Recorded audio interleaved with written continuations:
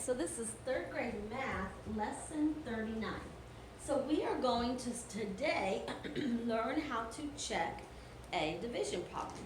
So if you will look up here on the board, if we have the problem 8 divided by 2, we remember that our 4 steps to division are number 1, divide, our second step is multiply, our third step is subtract, and our fourth step is to compare.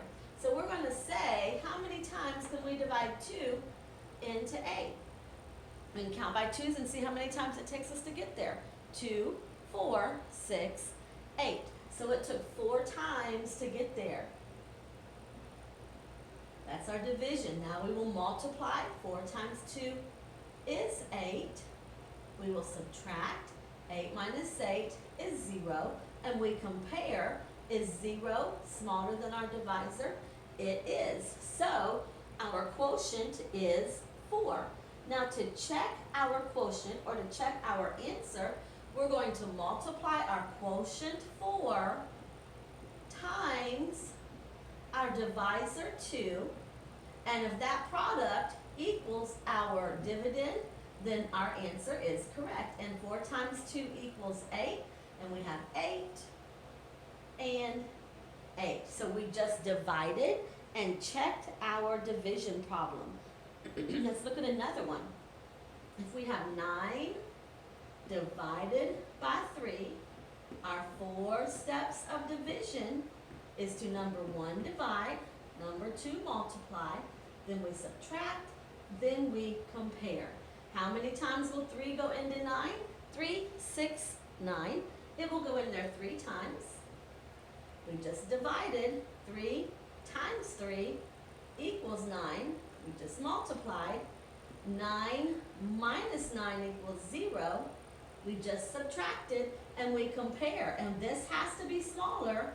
Our difference has to be smaller than our divisor. Is 0 smaller than 3? Yes, it is. So to check our quotient, we are going to multiply our quotient 3 times our divisor 3. And remember, it should equal our dividend. 3 times 3 equals 9. We have 9 and 9. So we are good. So that is how we check a division problem. So if you will go ahead and get your math books out and open it to page 77 and 78. You are going to tear that out and put your name and date at the top. You may pause the video while you do so. Okay, so in section 1, I did letter A and letter B for you on the board. Now I would like for you to try and do it on your own and then come back and check your answers and make sure that it looks just like mine does on the board, okay? In section number 2, you're going to write the answers to these related facts. And it looks like this. 18 divided by 3 equals blank. And then blank times 3 equals 18. So 18 divided by 3. How many times can we count by 3s until we get to 18? We say 3, 6, 9, 12, 15, 18. So we can count by 3s 6 times. So 18 divided by 3 equals 6. And 6 times 3 equals 18. So those are related facts, and that is how you will do that. In section number 3, you're going to write the missing factor. In section number 4, you're going to set the second clock for 1/2 hour later. Section 5, round to the nearest hundred.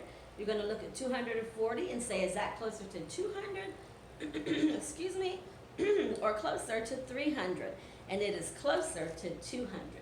And then on page 78, you're going to write a multiplication fact 6 different ways.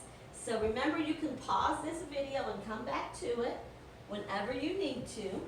Let me go ahead and erase this real quick. And let's look at the fact the multiplication sentence or fact, 3 times 4 equals 12.